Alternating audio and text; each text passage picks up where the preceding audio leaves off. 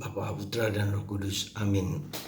Ya Allah Bapa di surga, Yesus Kristus adalah pemenuhan apa yang dijanjikan dalam perjanjian lama. Yesus Kristus adalah utusan Allah yang sungguh-sungguh memenuhi, membebaskan, dan menyembuhkan orang dari segala penyakit, tapi juga pikiran, mental, dan rohani yang keliru, yang sesat. Bantu kami untuk memahami Yesus sebagai Sang Juru Selamat penebus kami dan membebaskan kami dari segala macam penyakit dan disembuhkan. Terpujilah namamu kini dan sepanjang segala masa. Amin. Para saudaraku terkasih, ada sesuatu yang perlu kita cermati dengan baik. Dalam bacaan pertama dari kitab Nabi Yesaya, kita diajak untuk merenungkan bahwa padang gurun, padang belantara, padang kering. Anda bisa bayangkan padang gurun seperti apa. Mungkin Anda belum pernah ke sana, tetapi paling enggak padang gurun itu tempat kering. Enggak ada kenikmatan, enggak ada kesenangan. Hanya pasir, tidak ada banyak pohon satu dua, tidak ada air. Dan ini simbol dari situasi batin manusia juga. Situasi batin di mana ada tuli, ada bisu, ada lumpuh, ada berbagai macam penyakit.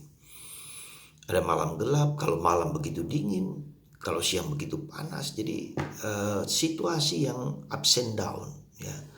Nah, lukisan tentang padang gurun ini dalam bacaan pertama dikatakan akan berubah menjadi tempat yang basah, tempat yang sejuk, tempat yang subur, ada pohon. Ya, tidak ada lagi orang tuli, orang bisu, orang lumpuh, ya.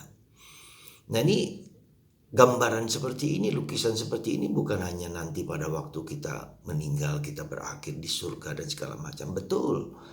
Di sana tidak ada lagi binatang buas. Di sana tidak ada lagi pertentangan, konflik dan segala macam. Nah, nubuat perjanjian lama ini terpenuhi dalam diri Yesus. Allah memberikan putranya sendiri untuk membebaskan kita dari situasi keterbelengguan, situasi menderita, situasi yang tidak damai, situasi yang padang kering itu. Nah, itu dilukiskan dengan begitu indah dalam kitab Nabi Yesaya bab 35.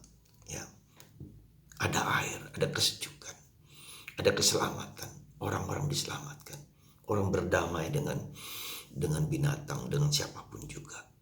Saudara, bacaan Injil hari ini juga menunjukkan bahwa beberapa orang mengusung orang lumpuh, ya, orang lumpuh diusung bersama-sama, ada kolaborasi, ada kerjasama, ada gotong royong untuk membebaskan orang itu dan menyerahkan kepada Yesus. Kebersamaan itu adalah kekuatan. Kita saling tolong menolong, kita saling mendengarkan, kita saling menguatkan, dan kita membawa orang itu yang sakit itu kepada Yesus supaya disembuhkan oleh Yesus. Nah, sakit penyakit itu bukan hanya dalam arti fisik, orang lumpuh, ya, sakit kanker, sakit apapun. Tapi harus dilewati, ada tahapan. Sakit fisik bisa, tetapi juga bisa sakit mental. Cara pikir, cara pandang yang keliru, cara pandang yang menyalahkan orang lain, cara pandang yang sikap-sikap batin yang negatif terhadap segala sesuatu. Mental mindsetnya, cara pikir itu harus kita lihat. Mungkinkah saya berpandangan negatif pada orang lain? Mungkinkah saya hanya mengutuk, memarahi, benci, marah, dan seterusnya? Itu yang harus kita ubah juga. Lebih dalam lagi adalah karena dosa. Dosaku mungkin mengalahkan orang lain, menyalahkan orang lain, berbuat salah kepada orang lain, marah-marah, benci, memukul, dan seterusnya. Ada banyak hal. Jadi ada lapisan-lapisan yang membuat kita harus sadar bahwa bukan hanya sakit fisik, tapi juga sakit mental. Kita omong marah-marah, kasar. Tapi juga rohani, kita tidak ke gereja, kita tidak mengaku dosa. Kita tidak meminta sakramen pengakuan dosa. Ya. Jadi ada lapisan-lapisan yang harus kita bereskan. Dan gereja memiliki sakramen tobat, sakramen pengakuan dosa untuk melepaskan orang dari belenggu-belenggu dosa, belenggu kejahatan, belenggu kesakitan. Dan itu melekat setiap kali saya ngomong kasar, ngomong kotor, itu melekat dalam diriku dan melekat pada orang lain. dan itu harus dihapuskan. Jadi saudaraku terkasih dalam Kristus, mari kita melihat hidup kita dalam kerangka yang lebih luas. Dalam masa Advent ini kita melihat cara pikir kita harus kita benarkan positif, benar, mulia, kudus. Ya, karena itu akan mempengaruhi pikiran tubuh kita, raga kita, badan kita. Jadi itu disembuhkan oleh Yesus, datang untuk menyembuhkan bukan hanya penyakit fisik, juga penyakit mental dan penyakit rohani. Bersyukurlah kita punya Yesus yang diutus oleh Allah. Tidak cukup hanya sekedar kesembuhan fisik, tetapi melihat pribadi kita, seluruh diri kita, seluruh keselamatan dalam kerangka yang lebih luas. Kerangka fisik, kerangka mental, kerangka pikiran, tapi juga kerangka rohani. Jadi mengapa kita seringkali banyak berdoa? Supaya kita mempersembahkan, jadi seperti orang-orang yang menggotong orang lumpuh, diserahkan kepada Yesus. Demikian pun aku menyerahkan hidupku kepada Yesus, supaya Yesus yang menyembuhkan aku, membebaskan aku, menyelamatkan aku.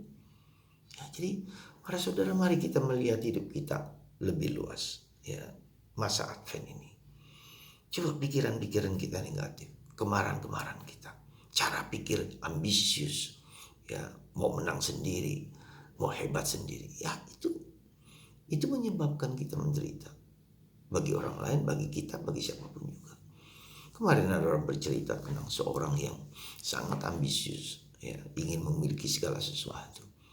Tapi dia tidak sadar bahwa kemampuan finansialnya sangat lemah. Tapi akhirnya utang dan utang ratusan juta. Tetapi dia mau dibantu pun susah, karena menimbulkan mentalnya itu salah, gitu loh.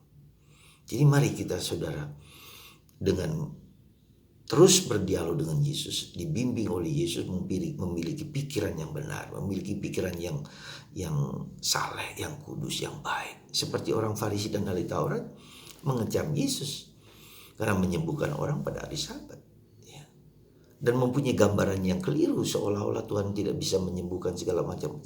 Yesus mengatakan orang bisa dibuat dari batu karang, Tuhan bisa melakukan segala sesuatu. Nah, ini satu pandangan yang benar, sehingga kita bersujud pada Tuhan, datang kepada Tuhan, supaya Tuhan memberikan pemikiran yang jernih, yang jelas, yang benar, yang kudus, sehingga hidup kita menjadi damai. Ketidakdamaian dalam diri kita karena kita berpikir yang keliru, yang tidak tepat. Maka mari kita bergaul dengan Tuhan, mari kita membuka kitab suci, mari kita datang kepada Yesus, sehingga pikiran kita benar, hati kita benar dan kudus. Tuhan memberkati Anda semua di masa Advent ini untuk mencari kebenaran, kekudusan, kebaikan dalam kacamata Tuhan. Dan memberkati Anda semua dalam Bapa,